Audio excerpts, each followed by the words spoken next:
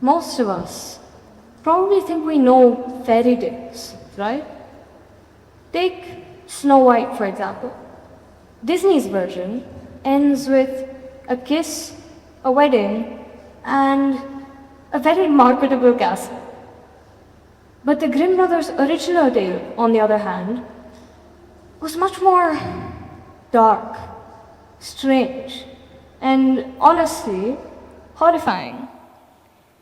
But the story changed because people kept retelling it, reshaping it to fit different audiences, values, and cultures.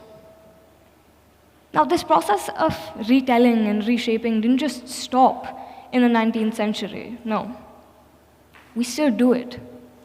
But now, we call it fan fiction. This fan fiction is usually made by people in communities called fandoms. If you're not familiar with the term, fandoms are communities that form around shared interest. These interests can be anything from TV shows, to books, to films, to music artists, or even entire fictional worlds, like Harry Potter, for example. And what they do is they bring people together. And in this speech, I want to tell you that it's not just fun and games. No, they teach us something. They bring people together across differences. I'm in a lot of fandoms, so I say this as someone who's really into band fandoms, where people come together to bond over lyrics and that one album that hit just a little too close to home. But I want to explain why I think that fandoms encourage unity today. I want to tell you why it's important to me. When I was younger, I didn't have many friends my age. When I was at home, I felt small. And when I was at school, I felt even smaller. And sometimes, I felt like I was speaking a language that no one else understood. That is, until I went online, like any socially awkward child with internet access.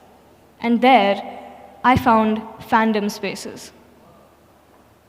Tumblr threads dedicated to my favorite bands, Discord servers where people got together every evening to play my favorite games, and social media accounts obsessed with the same anime characters as me. People went out of their way to make these spaces welcoming, even for younger audiences a lot of the time. They listened. They explained themselves patiently. And they didn't try to make anyone feel small for their interests. They were accepting. So there, without realizing it, I learned more about empathy online than I ever had in real life.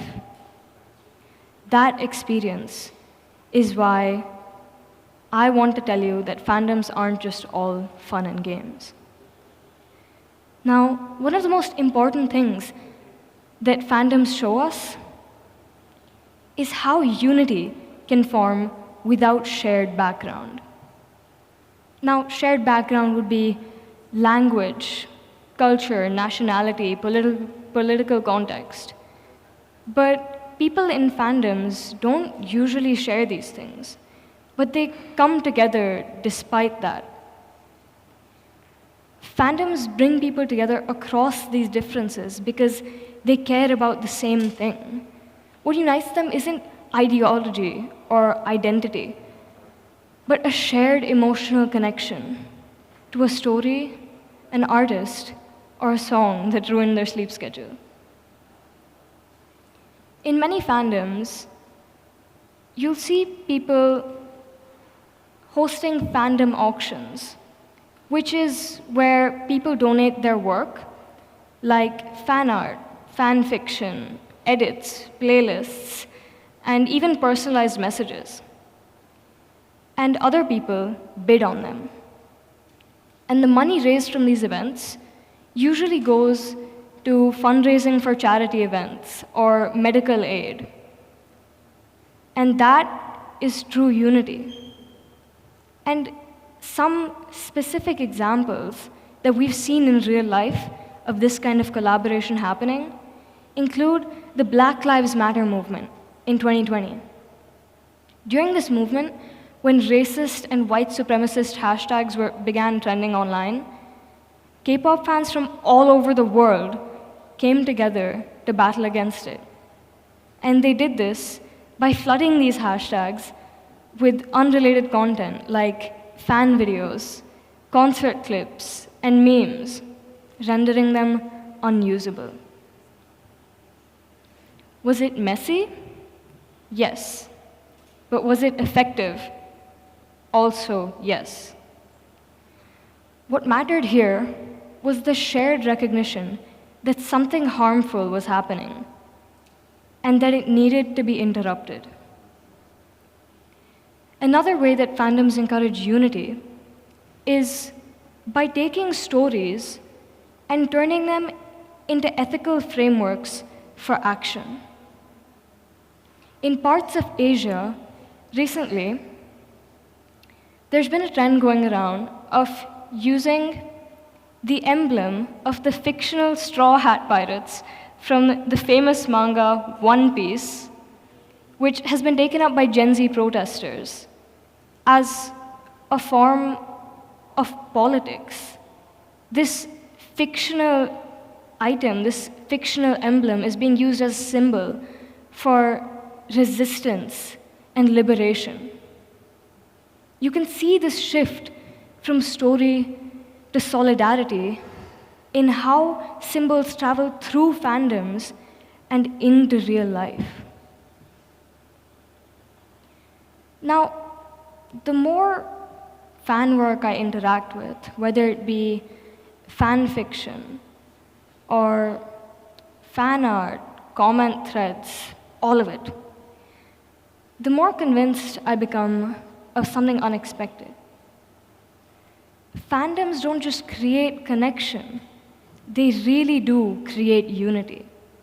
And anyone in a lot of fandom spaces would realize this by looking at the diversity of the groups they've been in and how accepting people are, despite all of your differences. Because of this, I don't want to sound dramatic. I know it sounds really dramatic to say that fandoms aren't just all fun and games. They can also be political, and they can be powerful. I will be dramatic and say that they bring people together across differences they may never encounter in real life. Because in fandom spaces, people come together from all over the world to translate song lyrics, to explain cultural references in interviews, and to rewrite posts so non-native speakers can also understand. This translation is a choice to include rather than exclude. And accessibility is a choice to slow down rather than leave others behind. And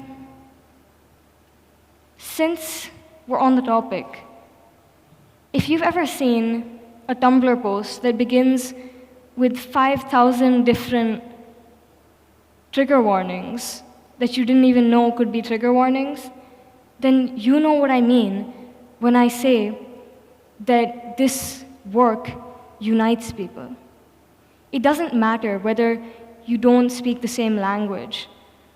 And it doesn't matter what spaces you want to be a part of, because people join fandom spaces because they care about the same thing, not because they think the same way. Now, that isn't to say that fandom spaces aren't problematic. They're not perfect. They can harm, exclude, polarize, and reflect the same tensions as we see in the wider world. But the difference between the rest of the world and fandom spaces is the order in which people meet. Fandoms connect people before they disagree. Connection comes before disagreement, and that shift matters because disagreement doesn't destroy unity. Dehumanization does. So, in a time when the world feels more divided than ever, when everyone is arguing over different things and excluding everyone, fandom spaces remind us that unity doesn't have to be grand gestures by institutions. They remind us that it's important to bring together people who may not have space for themselves. Fandoms aren't just important because they make space. It's because of who they make space for that they're so important.